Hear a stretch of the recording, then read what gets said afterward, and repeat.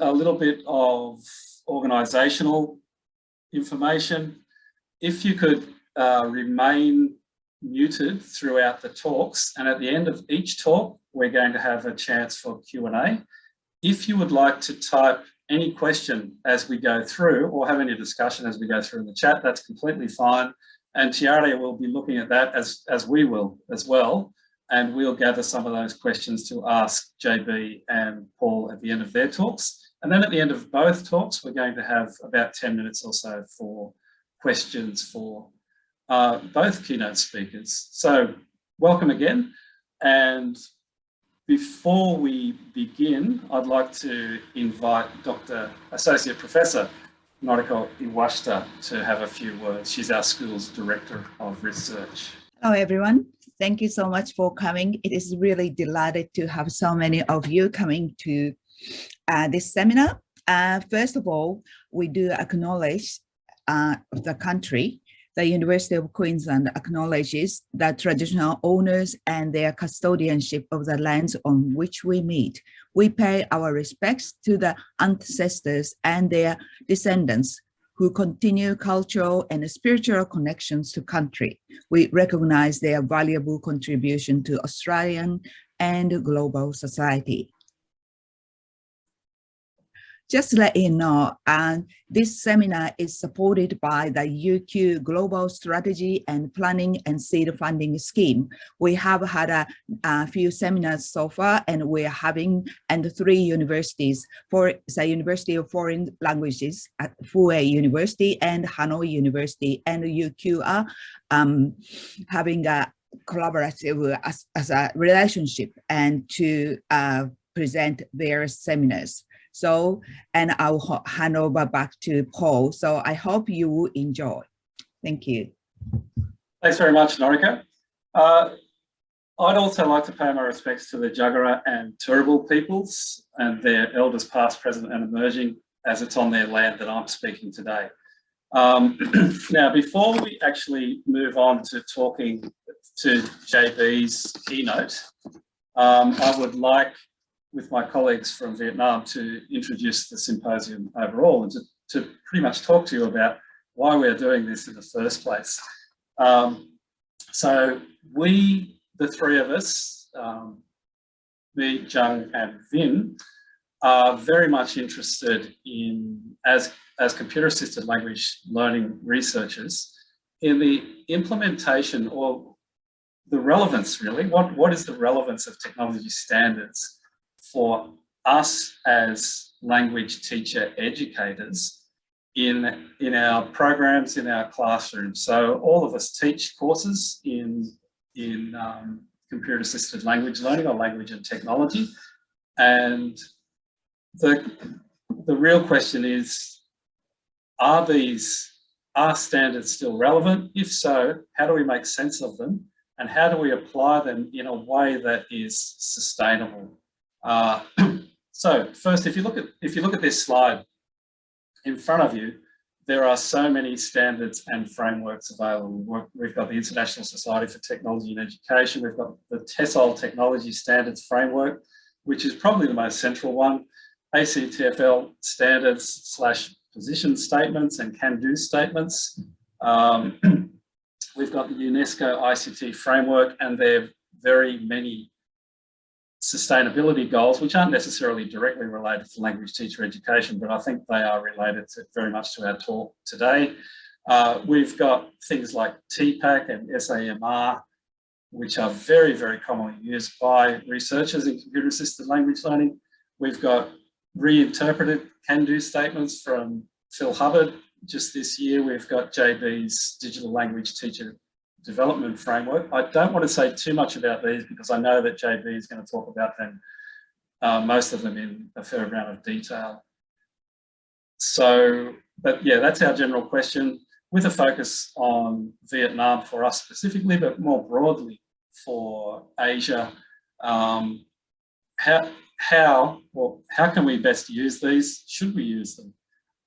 The lessons from across Asia from attempts to implement the CEFR are, I think, a bit of a warning in terms of you can't just grab a set of frameworks and expect that they will work in a context that is different to the context that they were developed in. So next I'd like to pass over to Vin to talk about the policy framework in Vietnam. Thank you, Paul. Good morning and good afternoon, everybody. I am Vinh and I'm from Vietnam.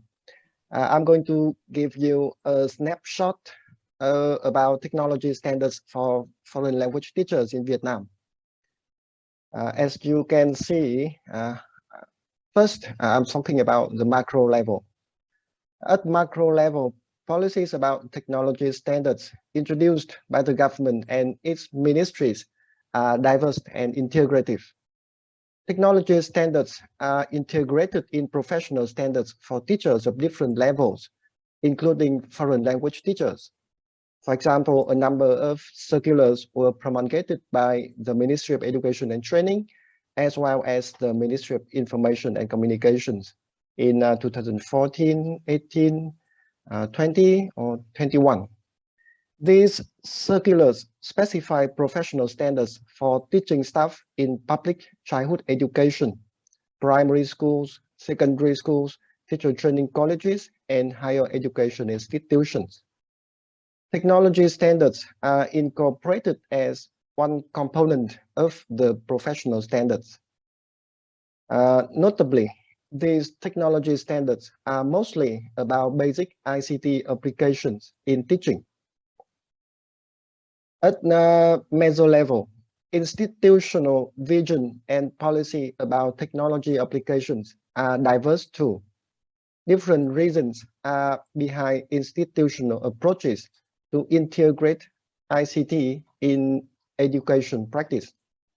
Leadership, investment, and support to technology application vary from institution to institution, depending on their vision and policy.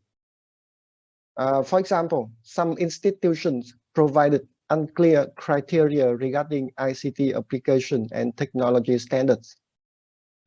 Some others, especially private colleges and universities, proposed their own standards for their practice based on the principles set by the government. Some other institutions initiated to customize ready-to-use standards, such as TPAC or the UNESCO ICT Capacities Framework for their teachers.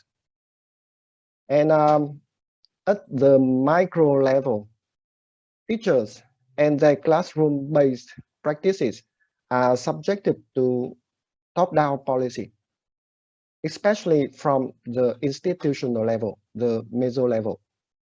Therefore, their practices should follow strictly the guidelines and the policies of their institutions.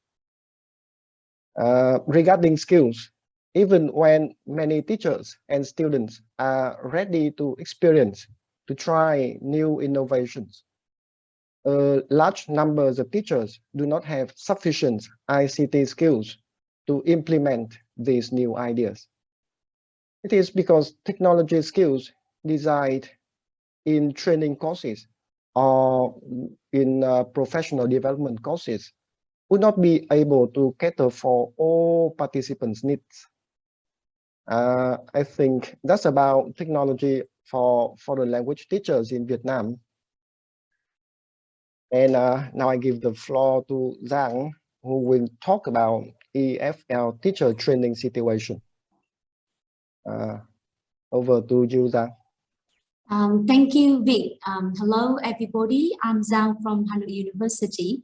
So let's now turn to teacher education in the process of policy implementation in this context. Teacher training in ICT or course in English language teaching in Vietnam have been heavily influenced by top-down policies, as Vic just said, mixed with localized technology plans at meso level rather than from a classroom-based perspective. So the combination of both centralized and decentralized approaches have caused inconsistency in the implementation of the policy. Many governmental initiatives have been launched focusing on developing teachers' ICT and core application competencies. For example, ICT competencies developing program in 2014, developed by National Project 2020, with an attempt to prepare the core folks to implement the project of fostering ICT application competencies in English teaching. The course was designed in alignment with the first ever trial ICT application competency standards for English language teachers. So this was the large-scale course on ICT in English language at the national level. What I've been learned so far is that there's no one-size-fits-all program, and institutions have now have flexibility and freedom in designing their training programs to prepare teachers with ICT and core skills and knowledge based on the guided policies. So at the institutional level, it is appear that various technology standards such as TPAC and UNESCO have been employed in the training, but with little greater discussion of the relevance of this to specific contexts. So regarding teacher training practice, it has been noted that a primary focus is on technological tools and facilities, and teaching staff are trained to use the technologies which can be incorporated into the teaching practice most easily, rather than being empowered to design pedagogically sound teaching activities in technology-mediated environment, and to evaluate the teaching to fit into further better practice. So the discussion has opened a room for more sustainable core integration, which is relevant to language teacher training in the Vietnamese EFL context. Okay, so Vic and I have just provided a background of ICT related issues in Vietnam. Now over back to you, Paul. Thank you. Thank you very much, Jo. Next, I would like to introduce both of our keynote speakers. And before I do that, maybe a sociolinguistic warning. I come from New South Wales, and I've been working in computer-assisted language learning for quite a long time as a practitioner, as well as most recently as a researcher. In New South Wales, we call CAL. So you'll probably hear me jumping between the acronym CAL and CAL, but they both mean the same thing to me. Living in Queensland and working with Mike Long, the title of the article, Why Call makes much more sense than why call Cal. But yeah, you'll hear me jumping between the different pronunciations of those acronyms. Okay, so you'll notice from their profiles on the web, but I'll quickly go through them again, that Associate Professor Jeong-Bae Son teaches applied linguistics and TESOL courses and supervises doctoral students at the University of Southern Queensland, USQ. And obviously his research interests are computer-assisted language learning and teacher development. What JB doesn't mention on his profile is that he is the founder and the president of the Asia Pacific Association for Computer-Assisted Language Learning. And he has written prolifically on teacher development in computer-assisted language learning. This book that I've highlighted here isn't JB's most recent book, but from my perspective, it's a book-length treatment that is directly relevant today. So thanks very much and welcome, JB. And before we move on to JB's talk, I'd also like to welcome Associate Professor Paul Gruba from the School of Languages and Linguistics at the University of Melbourne. And Paul mentioned something I didn't know, which is his first degree was in journalism, and then he's got his qualifications in applied linguistics. And Paul has done a lot of work and at least 2 books that I'm aware of in blended language learning and evaluation, argument-based evaluation of blended language learning, which is very interesting to me, and I'm sure that people who are interested in the TOEFL exam as well. Again, this very recent book by Paul and one of his colleagues is not the most recent book by Paul, but I'm sure he'll talk about that during his talk as well. So I'd very much like to welcome both of our keynote speakers.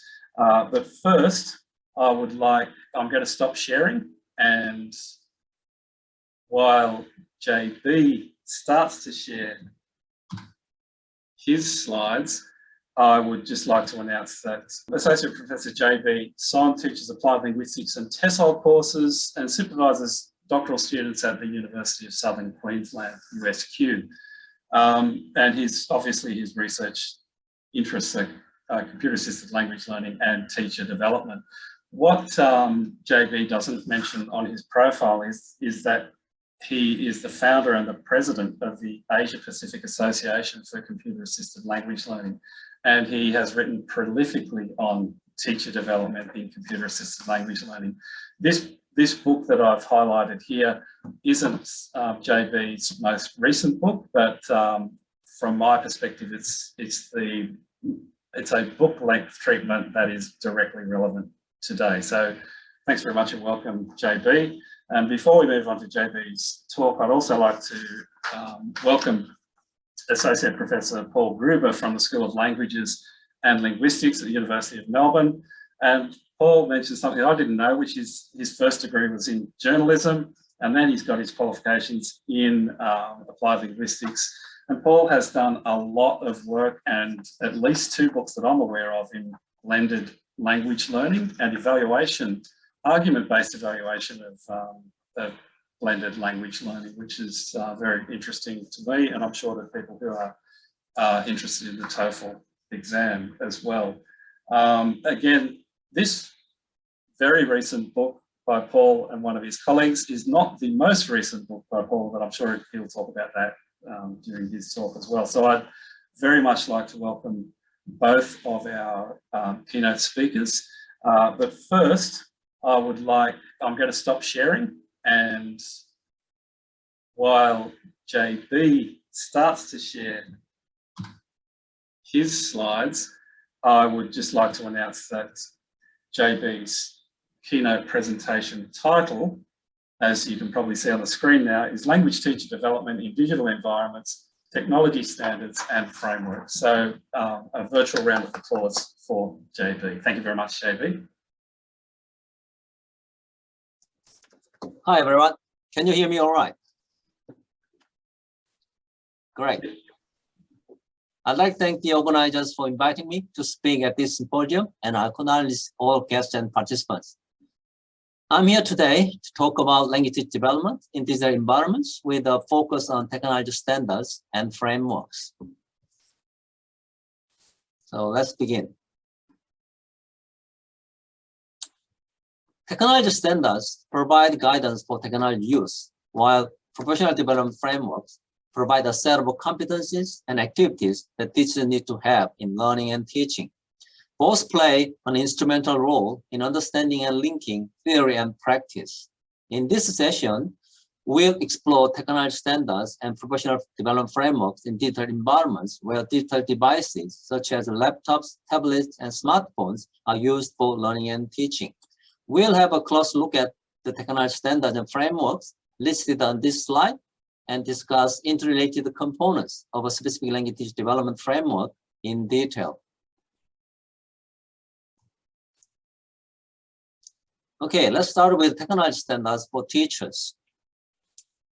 In line with the wide use of educational technology in language learning and teaching, language teachers need to develop and improve knowledge and skills for computer-assisted language learning, core, and competency in technology-enhanced language teaching. Technology standards indicate expectations of technology integration and offer goals for what teachers should know and be able to do in practice. The International Society for Technology in Education, ISTE, has produced the ISTE standards for students, educators, education leaders, coaches, and computational thinking competencies. The ISTE standards for educators in particular are presented in the following 7 roles. First, learner. Educators continually improve their practice by learning from and with others and exploring proven and promising practices that leverage technology to improve student learning. So educators stay current with research that supports improved student learning outcomes, including findings from the learning sciences. So they recommend teachers to be learners first. Second, leader. Educators seek out opportunities for leadership to support student empowerment and success and to improve teaching and learning. Educators model for colleagues the identification, exploration, evaluation, curation, and adoption of new digital resources and tools for learning. Third, citizen. Educators inspire students to positively contribute to and responsibly participate in the digital world. Educators establish a learning culture that promotes curiosity and critical examination of online resources and fosters digital literacy and media fluency. The fourth, collaborator. Educators dedicate time to collaborate with both colleagues and students to improve practice, discover and share resources and ideas, and solve problems. Educators use collaborative tools to expand students' authentic real-world learning experiences by engaging virtually with experts, teams, and students locally and globally. Fifth, designer. Educators design authentic, learner-driven activities and environments that recognize and accommodate learner variability. Educators design authentic learning activities that align with the content area standards and use digital tools and resources to maximize active, deep learning. Sixth, facilitator.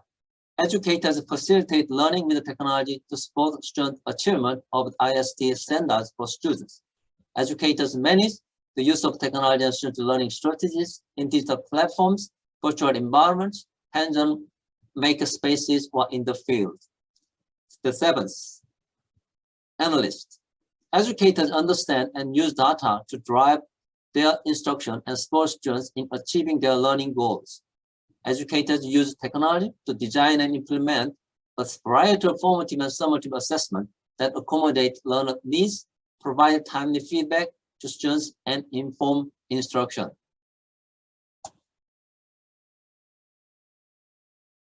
The Teachers of English to Speakers of Other Languages, TESOL International Association, on the other hand, has produced a TESOL Technology Standards Framework for language learners and teachers. It is great to see that one of the framework authors in this Zoom session, Phil Herbert, is with us. The standards guide language teachers to know what is expected of them in terms of knowledge, skills, and curriculum implementation, and to challenge themselves to reach a higher level of proficiency in using technology in their teaching, with the following 4 goals. Goal 1, language teachers acquire and maintain foundational knowledge and skills in technology for professional purposes. Standard 2, for example, language teachers demonstrate an understanding of a wide range of technology supports for language learning and options for using them in a given setting. Goal 2, language teachers integrate pedagogical knowledge and skills with technology to enhance language teaching and learning.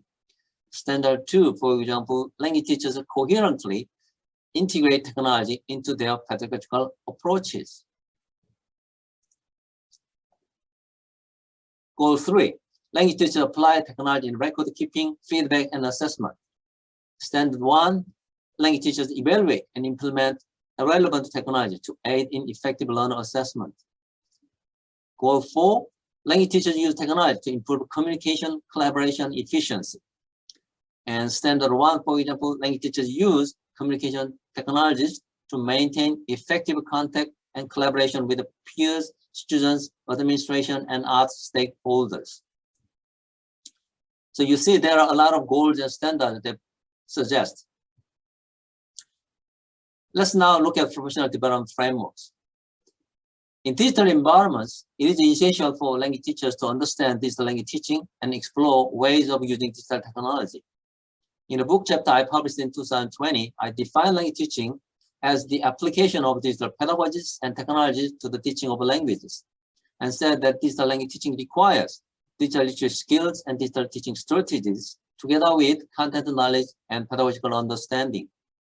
I recommended language teachers to work with a variety of digital media and make the most of professional development frameworks in technology integration. From professional development frameworks, we can see a set of competencies and activities that we need to have at each level of competence. Teachers can use competence frameworks to analyze their strengths, weaknesses, and development needs. The European framework for digital competence of educators, for example, presents the following 6 areas of professional activities. Area 1, professional engagement, using digital technologies for communication, collaboration, and professional development. Area 2, digital resources, sourcing, creating, and sharing digital sources. Area 3, teaching and learning, managing and orchestrating the use of digital technology in teaching and learning. Area 4, assessment, using digital technology and strategies to enhance assessment. Area 5, empowering learners, using digital technologies to enhance inclusion, personalization, and learners' active engagement. And finally, Area 6, facilitating learners' digital competence, enabling learners to creatively and responsibly use digital technologies for information, communication, content creation, well-being, and problem solving. The Cambridge English Digital Framework for Language Teachers, developed by Cambridge Assessment English in 2017, has 6 categories for digital professional development: the digital world, the digital classroom, the digital teacher, designing learning, delivering learning, and evaluating learning. In the digital teacher category specifically, the framework guides teachers to reflect on their teaching and share knowledge and best practice through a professional community. That's a good point to look at. Another example is the UK-based Education and Training Foundation's Digital Teaching Professional Framework. It has 7 elements: planning your teaching, approaches to teaching, supporting learners to develop employability skills, subject-specific and industry-specific teaching, assessment, accessibility and inclusion, and self-development. For each element is specified 3 competency levels. Stage 1, exploring, practitioners assimilate new information and develop basic digital practices.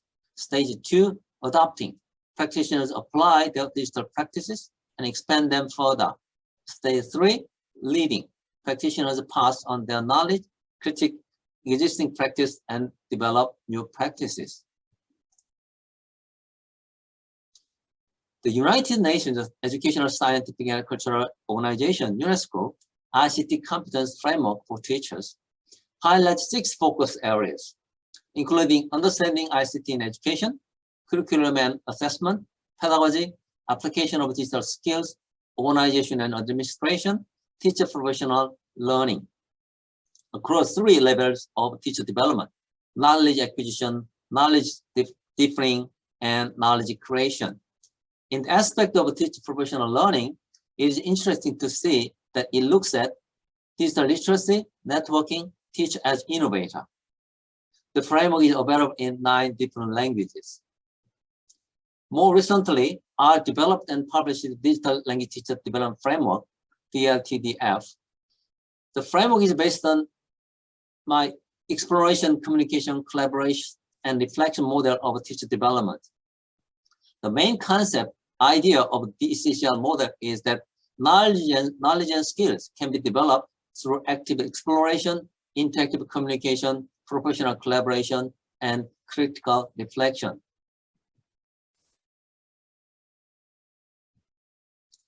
This table shows you key activities associated with the 4 components of the Digital Language Development Framework.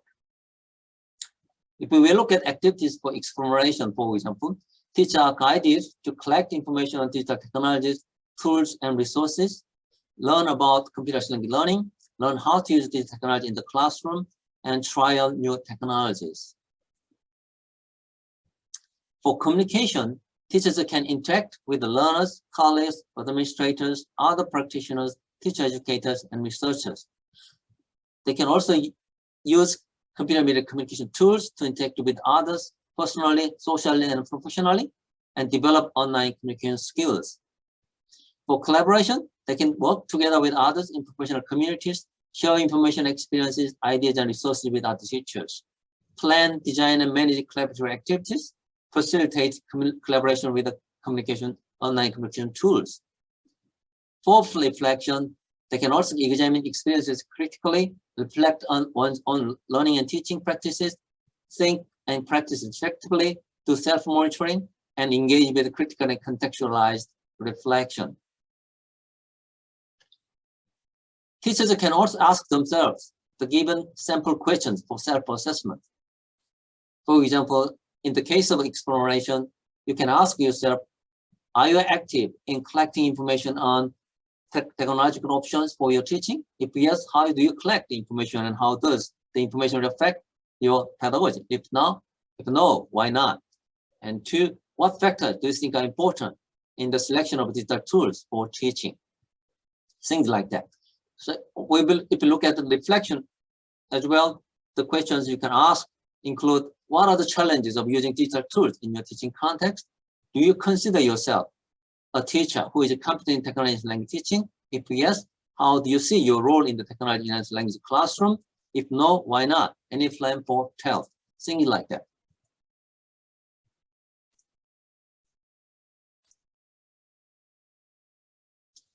The framework guides language teachers to engage with ECCR in 3 competence levels: beginner, intermediate, and expert. Here's a table showing the competence levels of the framework. In exploration, at the beginner level, you might say, I'm really active in collecting information technological options for teaching. I have limited knowledge and skills of selecting useful digital tools for teaching. At the intermediate level, you might say, I'm reasonably active in collecting information and technological options for teaching. I have a reasonable knowledge and skills for selecting useful tools for my teaching. At expert level, on the other hand, you might say, I'm very active in collecting information and technological options for teaching. I have advanced knowledge and skills for selecting useful digital tools for my teaching.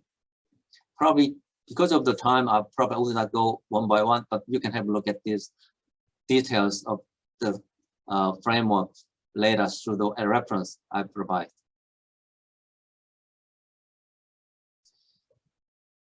All technology standards and frameworks mentioned in the session provide teachers with a guide to professional development in digital learning and teaching environments. They support teachers to be competent in their teaching in the digital age. Teachers are invited to explore and choose what they want or need in their context. They are encouraged to engage with the various professional development activities and increase their knowledge and skills for effective teaching. It is their responsibility to reflect on their learning and practice in a way to improve their ongoing professional development. Professional development doesn't stop. It goes on and on. It's ongoing professional development as long as you work as a teacher. Here, I leave you with this discussion question. You can explore and respond in your context. What factors do you think affect your digital language teaching? What skills do you think are most important for effective digital language teaching? How would you characterize your own professional development in digital environments? What strategies do you use or like to use for your professional development in digital language teaching? In which way do you think the framework can help your professional development? Those questions will actually encourage you to think more about the way you do in terms of your professional development. And then you might come up with new ideas or better approaches for you to improve further. Okay. Rather than giving you more information, I think we will have more discussion time. It's more important and useful, I think. So I'm not sure how much time I have, but I think I have my very short enough for have more discussion time, right, Paul? So here are the references, and thank you. And I was told that we'll have a Q&A session later. Thank you very much. Thank you very much, JB. Very interesting overall view, plus your own drawing together of those different frameworks into your own digital language teaching development framework. I'd like to, and yeah, many thanks coming through in the chat as well. I'd like to welcome you. We haven't had any questions come through as you were talking, but if anyone would like to type questions into the chat, or if you would like to unmute and ask questions, that would be fine as well.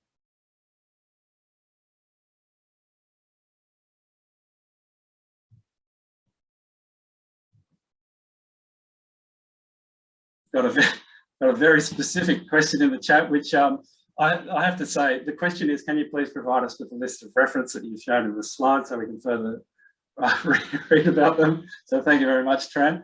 Now, I have to say that both JB and Paul have provided their slides plus extra information that I will share with everyone afterwards, and we are very grateful for that, to both of you, for the information that you've provided me to pass on to everyone, as JB has just typed into the chat as well. So thank you, Tran, for your question. Lan Lee says the book looks amazing and it's a great job for professional development framework and digital language teaching and professional development. Okay, so that's the chat. Keep them coming in the chat if you like. We do have about 5-10 minutes for questions. So if anyone would like to ask a question either by unmuting or typing, that's fine. While we're waiting, sorry, I will wait a few minutes before.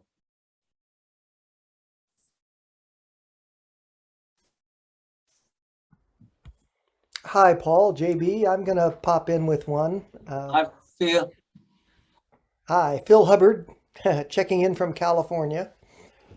I've read your work before and was very pleased to see how nicely you took a very complex couple of frameworks and put it together in a more accessible form.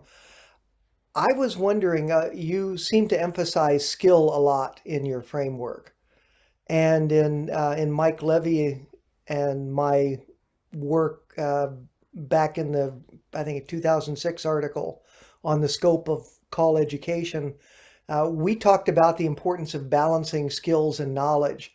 So I wondered if you could say something about what you think the knowledge base that teachers should have in addition to whatever skills, and how they can keep that knowledge current as well. I didn't particularly focus on skills. I included the knowledge of skills, and I support the idea of balanced approach. And the knowledge is always important, and start with the content knowledge. As a language teacher, you have a language knowledge as well. So it is important to equip with the knowledge and skill together. And if you're looking at the computer learning itself, we have a certain knowledge we should have to implement the code properly in a particular context, things like that. So I encourage teachers to actually learn more about core and see how technology is developed and what sort of new technology we use and implement in a different context. And I encourage my students and all the researchers to do a sort of case studies or experiment with a new technology in their context and see what sort of things they can do and what sort of things they need to know as well. So it is important to have knowledge and skills together and come into the actual action of the call itself. So it's important to keep knowledge and skills improved as you go along. Thank you, Phil. Great. Thanks, JB. Thanks very much, Phil and JB. Tu Dong has asked a question in the chat, and the question is it necessary to develop separate technologies for technology standards for language teachers for a particular country, for example, Vietnam, or can we use a one-size-fits-all standard? I think there's a hint in that question, but JB? Yeah, there's no one-size-fits-all standard, actually, I have to say. And I consider core as a context-specific, and you have to come up with your own actual approaches. It's appropriate for your context. And is it necessary? Well, I don't think it is necessary, but if you think it's important and actually useful for you to have your own standard framework in your own context, why not? actually, I don't think there's one particular way you have to choose. There are various different ways you can look at it. And in particular context, there might be specific technologies you prefer or specific technology you can access. So depending on the situation you have, you can propose your own standard and framework. You can develop further, and you can always reflect yourself and improve the standard and framework you use. And you might actually include some other new ideas from some other frameworks, things like that. So I'm happy to see more development in many different contexts. Thanks very much for the question too. And I've just got one thing to add, and that is, it's my understanding that Vietnam, there has been an attempt to develop and implement technology standards. And I don't want to put Jeong on the spot, but I think she might know a bit more about this than me. Maybe you can talk about it later, Jeong, but thank you very much for the question. There is one more. I have another, sorry. Oh, thanks, Charlie. There is one more question there are two more questions now. Three more questions. Okay. How can primary school language teachers around the world meet a standard? So how might this apply to primary school teachers, I guess is the question. Well, I think each country has a different ways of training primary school teachers. In Australia, we have Bachelor of Education. Within a Bachelor of Education program, we have a secondary, primary, and early childhood, things like that. And those teachers are guided based on the government policies and frameworks. And within that, there are certain courses which teach educational technology. So they learn from that particular course how to use technology in the primary schools. So things like that. Okay, thanks very much, JB. We've got two more questions and I think we'll leave it there. So the next question is, I've just got to get my head around. I'll just read it out and then see if I can understand it. The difference of the context and technology standard and also the policy from macro to micro is quite a big gap to build standards in Vietnam. We're trying to do some research on that. Okay, we'll take that as a comment. Thank you very much, Lan Lei, and we would be very happy to talk to you about that for our project. And then we've got Taranga. Are tools like online translators and online dictionaries regarded as call tools too? Thanks, yes, if they are used for language learning and teaching, you could call them call tools too. Well, all sorts of online tools could be used for language learning and teaching if you use them properly in a specific way, and they could be called as a call tools. Why not? Yeah, thank you very much, JB, and thanks very much for your talk as well. And Taranga, if you'd like to email me, I can send you some relatively recent research into both Google Translate, and there's lots of work on online dictionaries as well. So thanks very much, JB, for a very interesting talk, and to everybody for your very interesting questions as well. Thanks everyone. Moving on to our second keynote speaker, leading the integration of technology, Associate Professor Paul Gruba. Thank you very much, Paul. Hello. Yeah, I'll get going.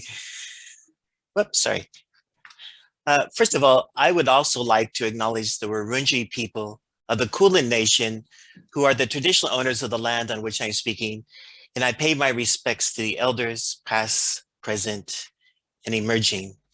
And many thanks to you, each of you in the audience today, who've taken the time out to attend for today's talk.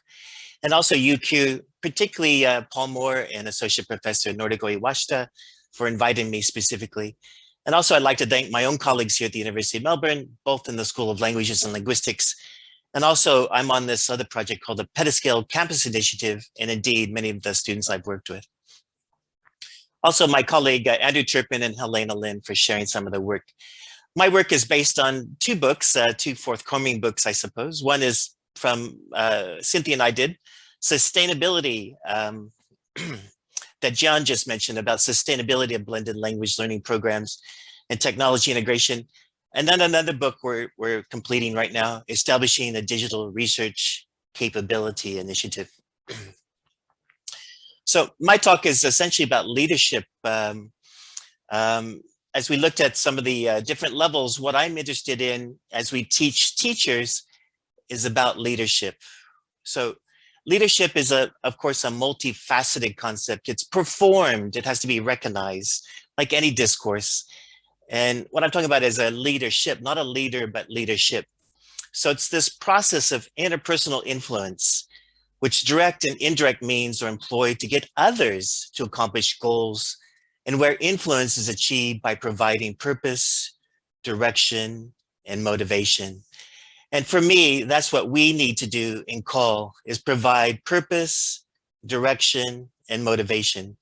We're at these fancy universities. Our job, again, is to provide purpose, direction, and motivation. I return to what Vin was putting here about macro, meso, and micro. And when I argue with my colleagues, please understand this is current second language acquisition. This Douglas Fir Group is a group of experts in second language acquisition. And in fact, they've given us a model for macro, meso, and micro. So macro, how do we lead at the, I suppose, the ideological level? Does the institution provide policy, leadership, and resources?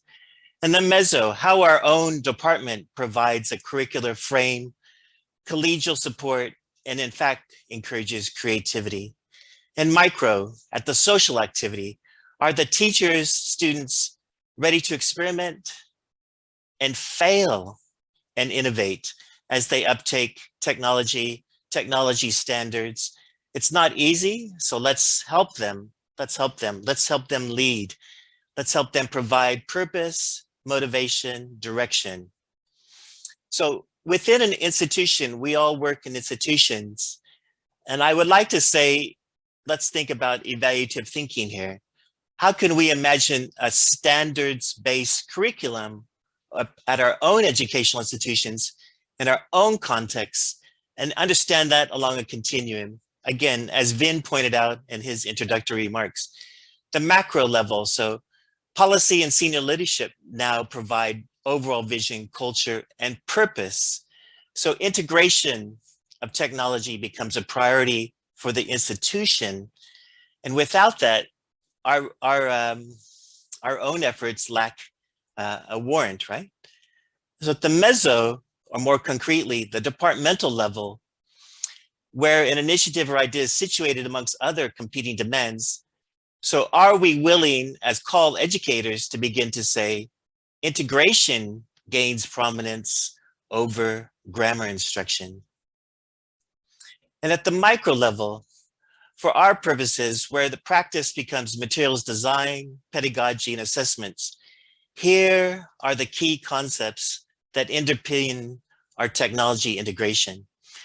Is our key concept, and in fact, that we're standards compliant. I want to remind us of this from Albert Einstein, because one thing we're doing here at the university and what I'm trying to push, let us embrace complexity. Things should be made as simple as possible, but not any simpler. If we take technology, the macro, the meso, the micro, the ideological forces that confront technology, then we dumb down technology and make it very simple. But technology is not simple. It's dominating our lives in many, many ways. Let us help our students, again, through leadership, purpose, direction, motivation. And I'm a bike rider, and I think this is almost the next book I want to write. There it is for our department, for our faculty, for our field of CALL. What's our industry focus? What are our projects? What are our capabilities? What are we about? And what I think we're about is managing complexity in technology integration, computer-assisted language learning, in standards compliant. So please, we have to begin to manage and promote complexity here in the 21st century. So what in fact is complexity? A multifaceted concept, of course. And this is referenced in our own field. So it's nonlinear, it's emergent, it's dynamic, it's adaptive, it's uncertain, it's co-evolution. This to me sounds like the field that I work in. This to me sounds like my daily life. This to me sounds like what we should be telling our students on day one. Let's work towards complexity. Let's embrace complexity. Let's think about what happens when a pandemic hits, when things are unpredictable, when things are uncontrollable, when things are unknowable. Please, let's prepare our students to embrace complexity from day one. So complexity for me then comes, and they have utility when we help to identify, for example, standards, when we have to operate within complex adaptive systems that we use shorthand for the word university. So in my mind, program evaluation is a well-known, well-regarded practice and discipline that could really help to inform our leadership in call, in technology integration, in the uptake of standards. So what is it? What's unknown at the present? JB just gave us a beautiful presentation. We know what the standards are. What is important for an unknowable future?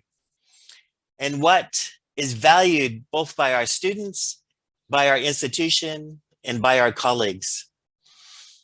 So for us, here and now, we're thinking about technology integration. We're thinking about standards. And my concerns here are focused on improving our collective efforts.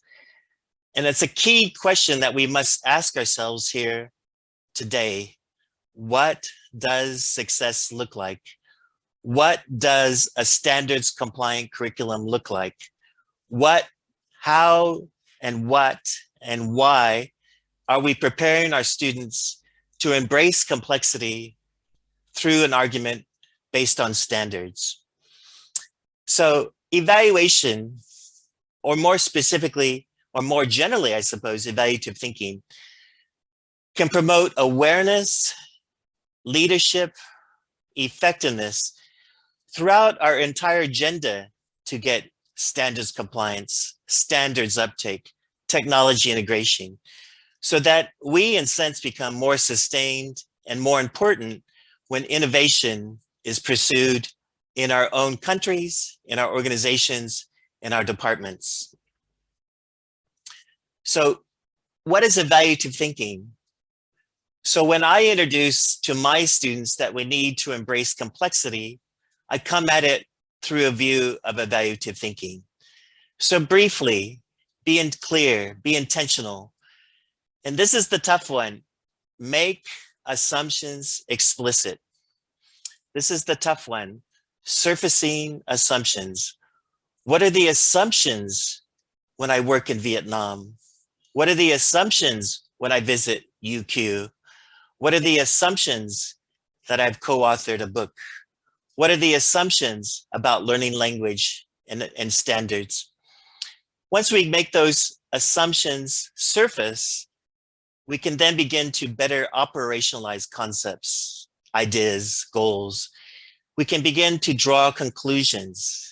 We can begin to clarify criteria. What does success look like?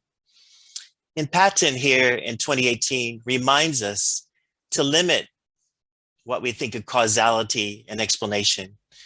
And also Patton reminds us to recognize cultural variation. That's why, for example, when I visit Vietnam, I have to recognize there's a variation from my assumptions at this beautiful university here in Southern Australia. When I fly to Australia, to Vietnam, I have to work with a different set of assumptions. We were talking earlier in today's introductory part, are standards transferable? Paul mentioned this earlier. He asked us a specific question. Are standards transferable from one context to another context? So as we started, Cynthia and I, a study of technology integration, or they can call it blending or call, but I call it integration.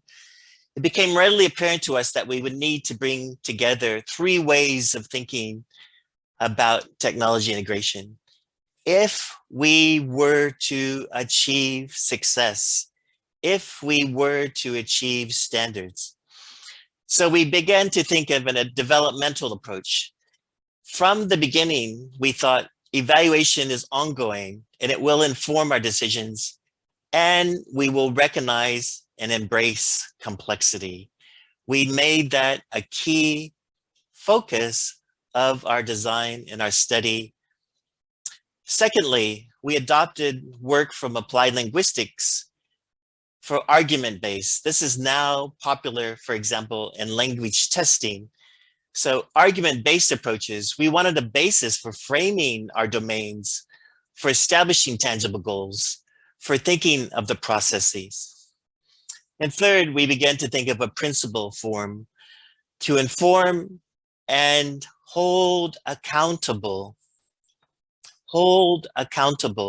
aspects of vision and leadership amidst complexity. None of us at this talk today will deny the pandemic has put complexity first and foremost in our minds. Let us now continue to embrace that complexity. So again, developmental approach, plan, act, evaluate. They all start on the same day.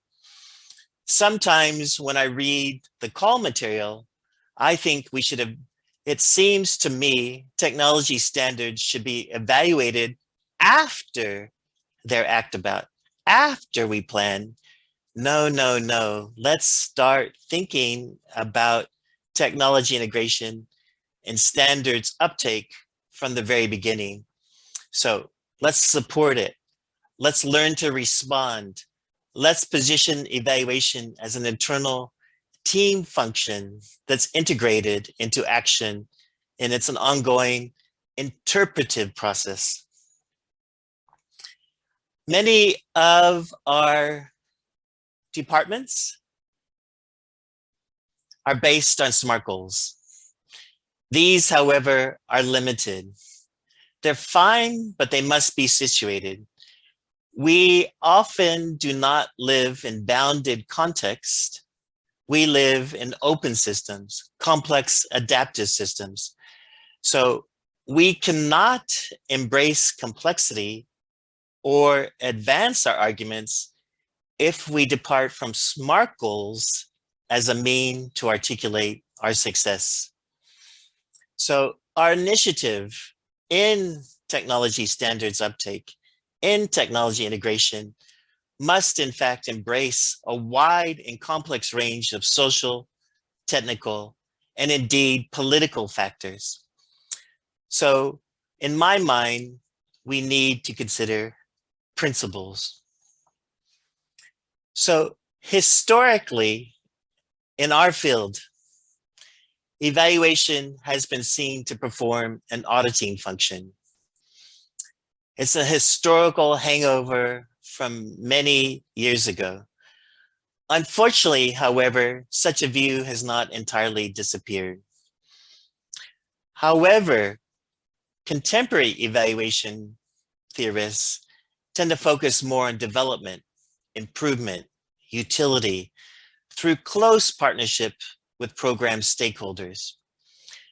One concern I have when we talk about technology integration and standards compliance and technology standards, there is little mention of our students,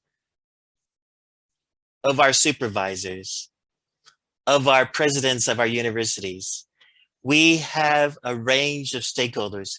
Let's bring them in to our thinking. Let's embrace the complexity.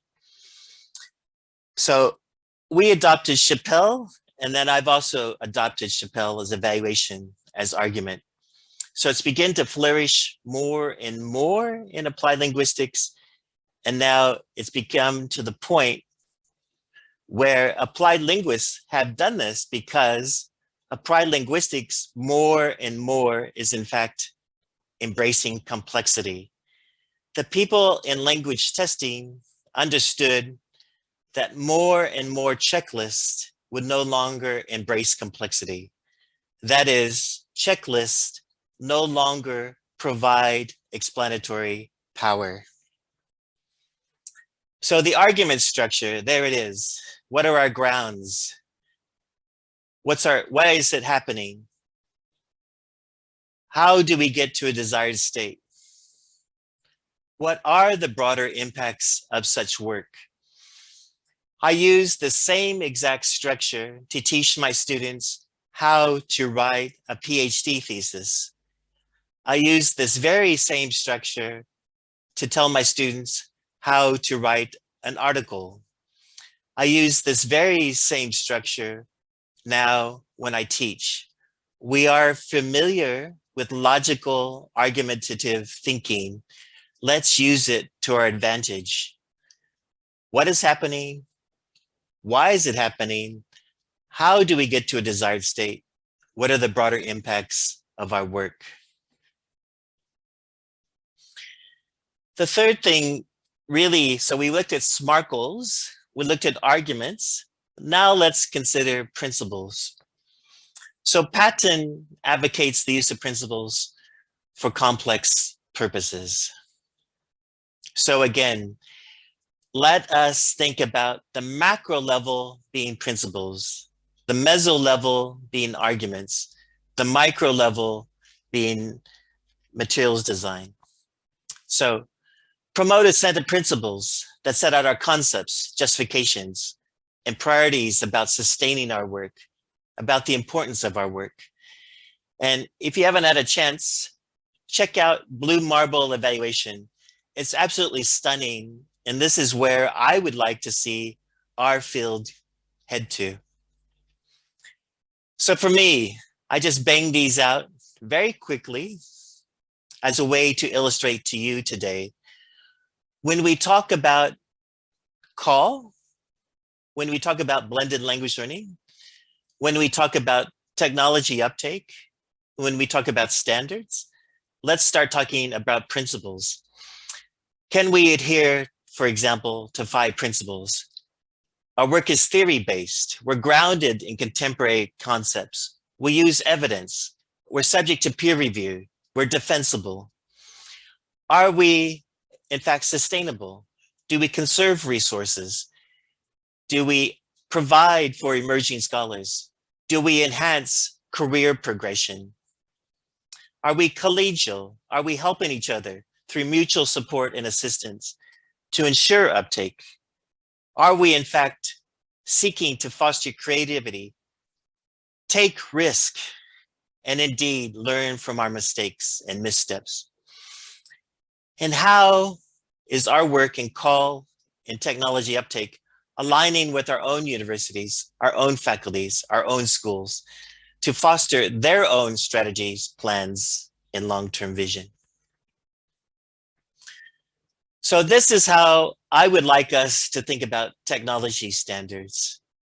With increased complexity comes increased difficulty in evaluating what success looks like. So at the project level, we can complete SMART goals. In the department, we can think of our claims. At the higher level, at the macro level that Vin mentioned earlier, we have to adhere to principles. It's the principles that in fact will be transferable to other contexts.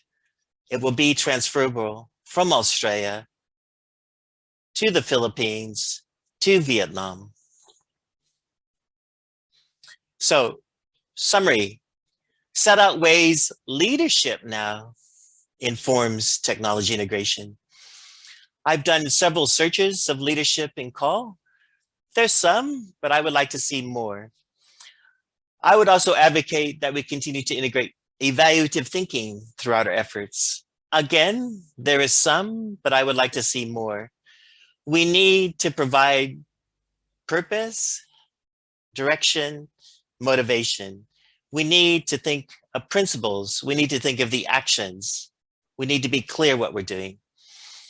We need to remind ourselves that it's our stakeholders and not us who drive the utility and uptake of an initiative to embrace technology standards. We here at the university must be accountable to society and indeed to each other for our own use of limited and valuable resources, including the time with our students. It's very valuable. We have to be accountable to them. And also, I would like to define and continue to learn from our own successes and indeed failures. Perhaps next time, let's have a conference on what's failed. Once again, many thanks, and let's take some questions. Thank you. Okay, thank you very much, Paul, for another thought-provoking talk. And I'd like to welcome, the same as with JB, just let me explain, we've got 5 minutes or so for questions about Paul's talk, and then we can open it up to any questions or any discussion in general. So we've got about 20 minutes left.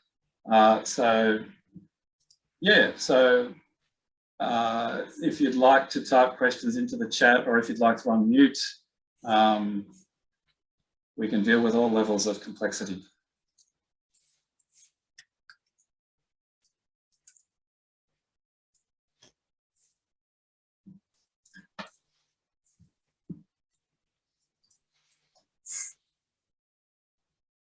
Okay, we've got a comment from Phil, which I think you can probably see, Paul.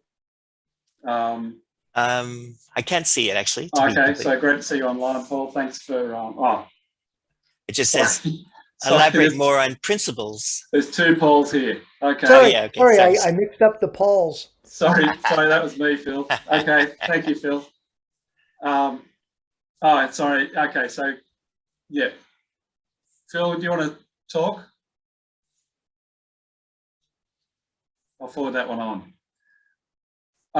Okay, so Paul has sent through There's one from Tu Ding I can comment on. Can you elaborate more on principles of ICT use in teaching and learning? So please check in our field, and in fact, TESOL Corporation, it's actually called TESOL Incorporated, has in fact principles. I think they call TESOL 6 principles. It's pretty wild because most of my students and most of my colleagues have not heard of these. So this is a basis that in fact we need to begin to think, what are our principles? And again, this principle-based evaluation is in fact much stronger in other fields. Our field maybe has 5 or 6 books that have the word principle and have the word some TESOL or language learning somewhere in there. So yes, but we in CAL generally ignore these 6 principles. So why? The other day I had to write, one of these encyclopedia book kind of things, entries, and I started to struggle because I realized that oftentimes CAL focuses on the textual level, on the tool level. We do not embrace macro, meso concerns. It's to our detriment. We have a lot to offer. We have a lot to give to the university. We have a lot of insights about an era in the 21st century. Yet we often stick, if I can be provocative here, to the technical level, to the textual level, to the classroom level. So. Okay, thanks, Paul. There's comments coming through thick and fast. So very comprehensive sharing from Tam. So thanks, Tam. Yeah, so mostly how you've inspired people's work. Any difference between the you've already just spoken about that, right? Well, actually, there's 2 questions from 2. One is any difference between the principles and standards, but also the fact that the principles are a bit more general than technology. So here's the deal with principles. Think about it every day. Let's imagine for a moment you want to feed me, and you say, "Hey, Gruba, nice to meet you. Let's go to a restaurant together." First of all, we don't surface assumptions, and we start walking to the restaurant, and we get to the restaurant, and I say, "My God, I'm sorry, I don't eat meat." because you never surfaced any of the assumptions with me. So we end up at the wrong restaurant. The principle that I would tell you is that I'm vegetarian. I do not believe in eating animals. And that becomes a principle. That then navigates the meso level of the social activity of where we should eat. At the macro level, how I should eat it. Should I eat the vegetarian food with chopsticks? Should I eat it with a fork and knife? Should I eat it with my hands? Culturally now, then I'd have to look at the cultural social context. So at the principle level, I'm a vegetarian, I do not eat meat. At the meso level, that principle informs how we will act socially in which restaurants we will go to. At the micro level, if I'm in Korea, I will use a certain type of chopstick to eat at that restaurant that I have to adjust to. Of course, I can adjust in a different way. I can ask for a knife and fork, but that's going to draw attention and there's going to be a different uptake of the food and it won't be culturally appropriate. So that's a nice way to think of principles, claims, and micro level interactions. Just think of your diet. How is your diet informed by principles? Okay, thanks, Paul. We've got a few more questions, and I think we'll do two, and then I'll open it up. And the other questions might be able to be picked up anyway. But you mentioned earlier on about evaluation shouldn't be something that you do once you've finished. So the question from Nung is, can you please explain how to plan, act, and evaluate at the same time? Start from the beginning. You have to announce to your colleagues what does success look like. From now on, dear colleagues, we will be every day, every class. I want you to think about what success looks like. Right now, have I given you a successful talk? Let's build in 2 or 3 minutes per lesson to think about what success looks like. Please, let's embrace our stakeholders. I do not want to be afraid of my students or my colleagues. I want to say, how can I improve? How can I help? You are my stakeholders. You help me with my salary. Thank you. I think it's embracing that evaluative thinking and not be afraid of it. Because of that auditing function that the field often has with evaluation, we think, oh my goodness, Gruba's being judged. Of course I made mistakes in this talk right now. Of course I can do better. Of course I haven't explained something. Please help me for the next time when I go to Harvard and the stakes are higher and et cetera, my goodness, please help me and I'll help you. Let's start talking like this rather than you will meet a standard. You will meet a standard. Mate. Yeah. Mate. Yeah. Thanks, Paul. There is another question in there, but I think it's time to open up. So JB, if you'd like to jump back in as well, and Paul. But they're all about context. We've got a lot of people from Vietnam. I'm concerned about, when Jeong spoke earlier on, she mentioned that there was a strong focus on what she called application competency. In other words, I believe, Jeong, that you mentioned it was a very strong focus on how to use, here's a new piece of technology, here's how you use it, full stop. So there's very little about integration. And there's another question in here about how might I do it in my context where I'm having trouble being told what you said, like something simplistic from the top and then another level of top-down simplification of what was said first, but then you've got the problem of a lot of students who are going to end up teaching in different contexts. So that's for both JB. And the reason both JB and Paul, you've both got sort of different but similar experiences across Asia, I believe. And I know specifically that Paul has got has done evaluation work in Vietnam of blended learning, and JB as well with your work. I'm sure you've got lots of stories about implementation of computer-assisted language learning across Asia as well. So JB, if we could start with you, that'd be great. Oh, do we still answer some of the question in the chat box, or do we just go on to the general discussion? So general discussion, I'm hoping to, so the chat is talking about context and applications about across context as well. So But if we could start with that broader question about your own experience, either in Vietnam or across Asia. Yeah, I have visited Vietnam several times, and I know somehow how system works and what sort of technology are available. But the impression was that many teachers in Vietnam would like to integrate technology, and there are some technology they really like to implement in their classrooms and teaching situations.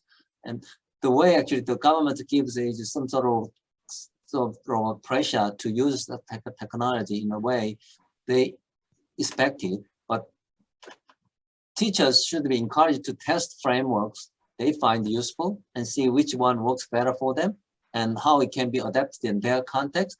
So it is more like actually you test certain tools and technologies in your context and which one is better for you and find your way of doing it.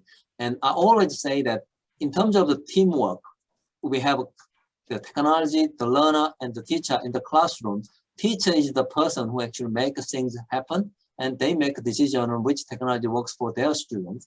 So within that guideline, within the framework, they have to have understanding of how technology integrated and how it can be integrated within their situations and how it can be used effectively for that particular group of students they teach. So it needs knowledge, experiences, and also some sort of the support from other sides as well. So it needs some sort of teamwork, but as a teacher, you are all encouraged to improve your knowledge and skills as you go along. And if new technology comes in, see how others find useful or how it can be used in your situation. And you test yourself. And then at some stage, you might think, I like to use this technology with my students and see which one is and how it can be used.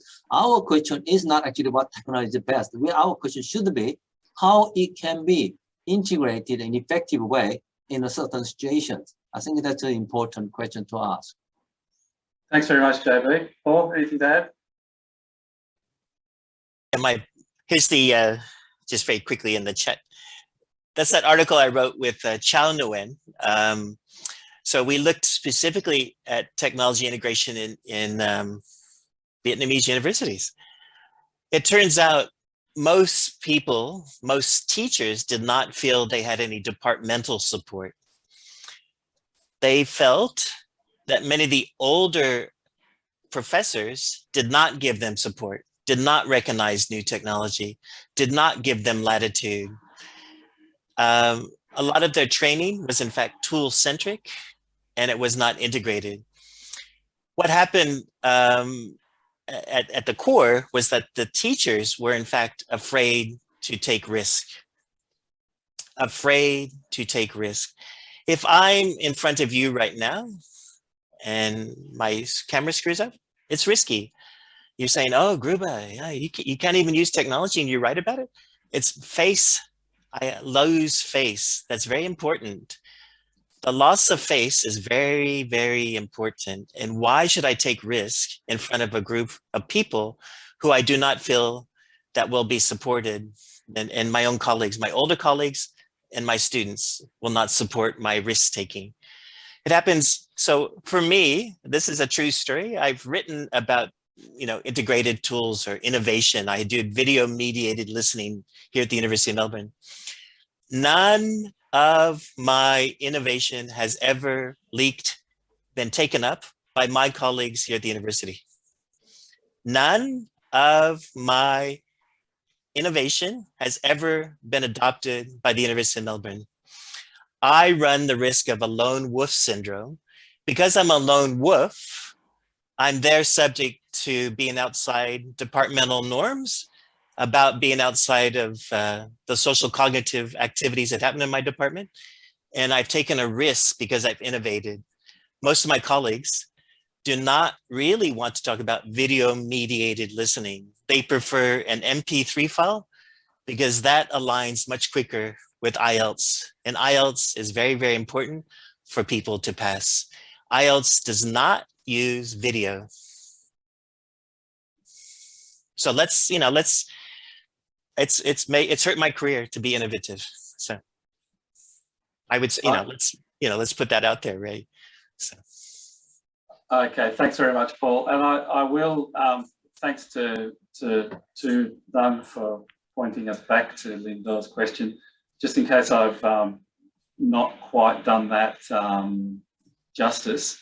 So let me just read it word for word. So Linda says, in my context, I found that it's very hard to maintain a consistency between micro, meso, and macro level.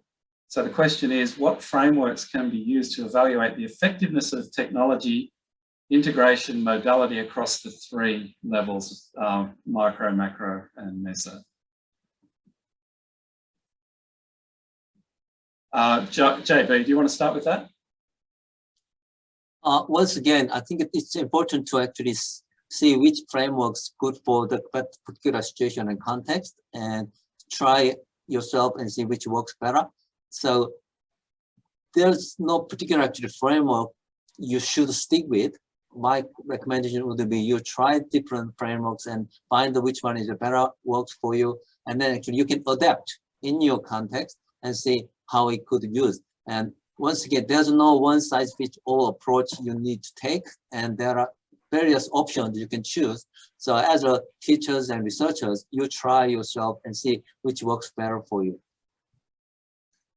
Thanks a lot, JB. Paul? Another ad break is what I recommend is the book, in fact, that I co-authored. Is called Blended Language Program Evaluation. We recommend, again, as I said in my talk, surface assumptions, start talking about leadership, start talking about the macro, meso, and micro levels. Look at your own university policies, look at your departmental leadership, and then consider micro level integrations. It's there it is. It's the book has been out there for 5 or 6 years. It hasn't been referenced that much, but it's adopting the framework from Carol Chappell in language testing. Language testing uses argument-based approaches. I recommend that we, in fact, imitate a lot of language testing, because language testing has a lot of sway in our field. And so let's use argument-based approaches for evaluation. Having said that, I'm writing a second edition of that book. It's going to incorporate theory of change. It's going to incorporate leadership. It's going to incorporate principles. I think before I was too much concerned with the will that somehow magically people were going to uptake technology, or magically if they knew the standards, they would do it. I'm really now talking about theory of change and things like that. And it's another concept I want to leave you with today, theory of change. I'll post the website that I'm using quite often now with my own teaching. It's absolutely crucial that we get our heads around theory of change.